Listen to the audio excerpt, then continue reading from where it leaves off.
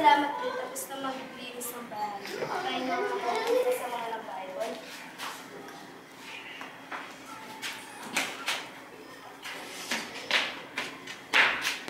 Beth, wala na itong laman. Bakit walang ulam dito? Angel, saan ka nga? Oo, mamaya na po. Bilisan mo, ano ba yung ginagawa mo? Magluto ka muna. Papayo muna ako dito.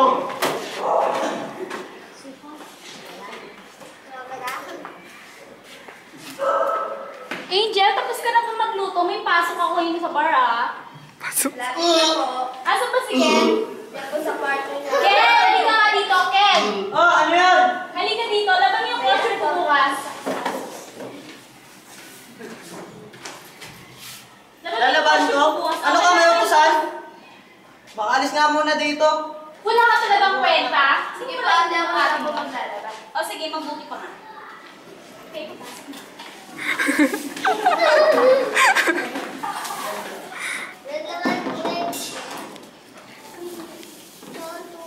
Hi, ba't kaya ganito buhay namin?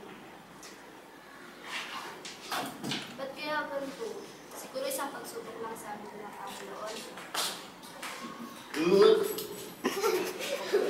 Sana kami ulit nila. Ito pa mga kapatid ko. Si Kuya Budoy. Minsan lang ako sa lasing pa. Ilang araw, walang oras, walang sigot na television. Lasing. Si Ate Becca, halos alam na yung trabaho. Cancel sa bahay. Si Kuya Ken, inalamak na nakalit sa lugar namin.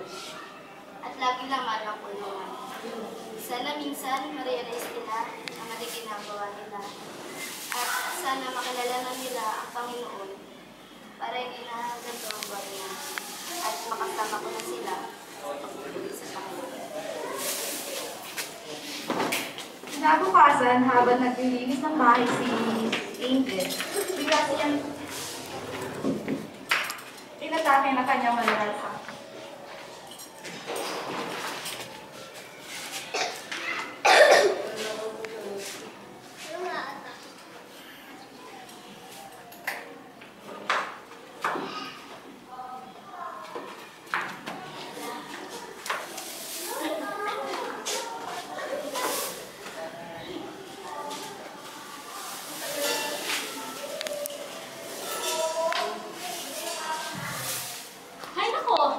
Ang yaman naman ng customer ko kanina, ang gabi. Ay, ang laki ng pera ng kuha ko. Sana bukas siya na ulit ako. Oh, Angel! Anong nangyari sa'yo? May sakit ka, Budoy! Budoy, Yun, Angel! papay na ako!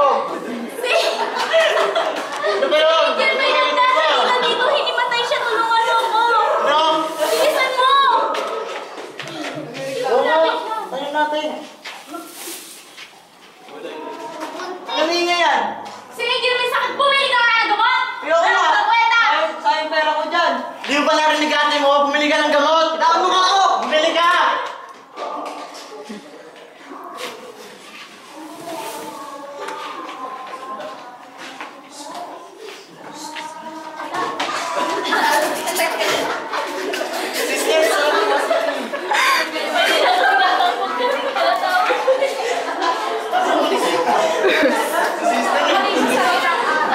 Mas lalong dumadaas sa Panginoon.